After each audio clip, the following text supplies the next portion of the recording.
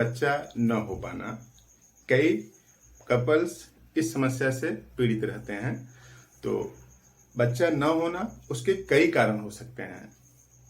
उसमें से एक कारण के समाधान की बात इस वीडियो में करते हैं। वीडियो अंत तक देखिए, कुछ बातें आपको समझ में आ जाएंगी। और बात पसंद आए तो इसको लाइक कर दीजिएगा, सब्सक्राइब भी जरूर करिएगा ताकि नया नोटिफिकेशन आपको मिलता रहे। तो देखिए, जो स्टेरिलिटी है, जो बांझपन है, वो समस्या जुड़ी हो सकती है मेल से भी और फीमेल से भी। दोनों रिस्पॉन्सिबल होते हैं, क्योंकि बच्चा होने के लिए स्पर्म बनना जरूरी है और ओवा बनना जरूरी है।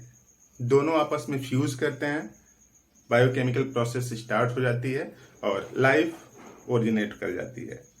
तो देखिए, यहाँ पे बांझपन के लिए मेल और फीमेल, फीमेल में ओवा बनता है, मेल में स्पर्म, दोनों फ्यूज करके जाइगोट बनाते हैं। उसके बाद फिर सेल डिवीजन की प्रक्रिया स्टार्ट होती है और पूरी लाइफ ओरिजिनेट हो जाती है। तो देखिए, केस फर्स्ट क्या है।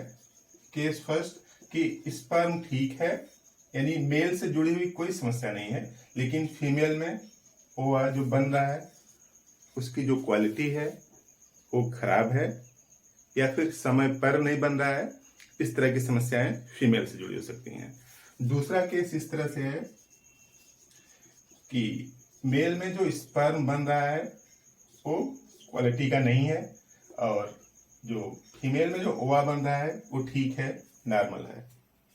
तो स्पर्म का मोटाइल होना जरूरी है, तभी स्पर्म पहुंच पाएगा ओवा तक, अदरवाइज संभावना नहीं है फ्यूज होने की, और तो बांझपन उत्पन्न हो सकता है। अब केस तीसरा है, इस तरह से है कि मेल की भी रिपोर्ट नॉर्मल है, फीमेल की भी रिपोर्ट नॉर्मल है। तो अगर दोनों की रिपोर्ट नॉर्मल है तो फिर क्या कारण है। कई लोग इस समस्या से दुखी हैं।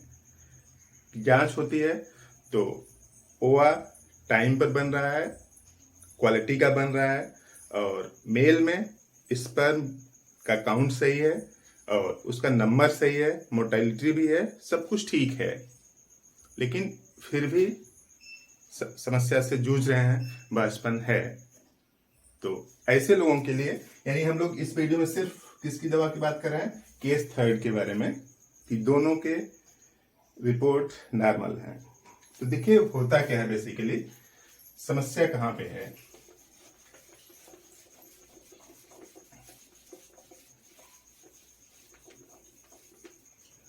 तो इंटीमेशन के दौरान ये जो मेल है और फीमेल, तो दोनों में हार्मोनल चेंज होते हैं ऑर्गेनिज्म के लिए। तो जो फीमेल होती है उसमें एक म्यूसिलेज जैसा बन जाता है। ये जो म्यूसिलेज है एक स्राव है, एक तरह समझ लीजिए, स्राव हो जाता है इंटीमेशन के दौरान फीमेल में। और इस वजह से, जैसे यहाँ पे इस तरह से मान लीजिए वजाइना है, तो यहाँ पे इस तरह से स्राव हो जाता है, ठीक है। और इस स्राव के कारण जब मेल का जो स्पर्म आता है तो वो इनएक्टिव हो जाता है।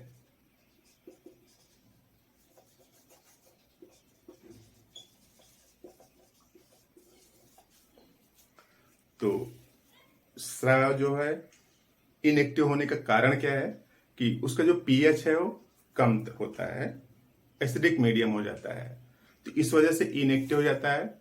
तो अब सब कुछ तो ठीक है, लेकिन उस समय ड्यूरिंग इंटीमेशन, अंतरंग होने के दौरान, तो म्यूसिलेज बनता है, उसी समय बनता है, तो उसका पीएच कम होता है, तो इस वजह से जो स्पर्म है उसकी मोलिटिलिटी कम हो जाती है, स्पर्म इनएक्टिव हो जाते हैं। पहला कारण ये है। और दूसरा, इसके चारों तरफ इंस्पिंटर मसल लगी होती हैं, इस तरह से मसल्स होती हैं। इंस्पिंटर मसल्स इसलिए बोलते हैं कि इसमें जब सीमेन आता है तो उसको बाहर नहीं निकलने देती मसल्स। अगर इंस्पिंटर मसल्स लूज हो गई हैं, लूज हो गई हैं, तो जो सीमेन है वो बाहर आ जाता है। तो जब सीमेन बाहर आ जाएगा तो जो स्पर्म उनकी मोटिलिटी बाहर की तरफ हो जाएगी, तो जो अंदर पहुंचना चाहिए था, इस ओवम तक पहुंचना चाहिए था, तो नहीं पहुंच पाते हैं। मोटे तरीके से दो रिस्पॉन्सिबल फैक्टर हो सकते हैं। एक तो म्यूसिलेज बनने की वजह से, उसका पीएच कम होने की वजह से स्पर्म की डेथ हो जा रही है, मोटिलिटी कम हो जा रही है, यानी वहां पहुंच ही नहीं पा रहे हैं।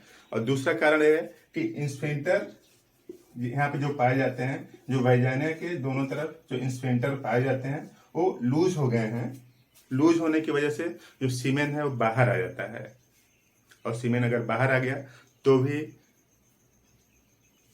जायगोट बनने की संभावना नहीं है, और इस वजह से कई लोगों में बांझपन है।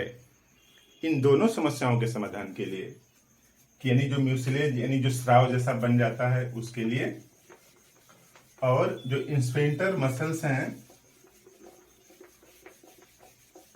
वेजाइना में, उसको ठीक करने के लिए होम्योपैथी में मेडिसिन है, और उसका नाम है नेट्रम कार 30 पावर की। इसकी 4 बूंद लीजिए सुबह जीभ पर खाली पेट,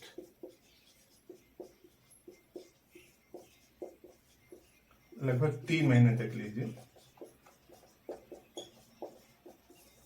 केवल एक बार लेना है, सुबह में 4 बूंद सुबह जीभ पर खाली पेट लेना है।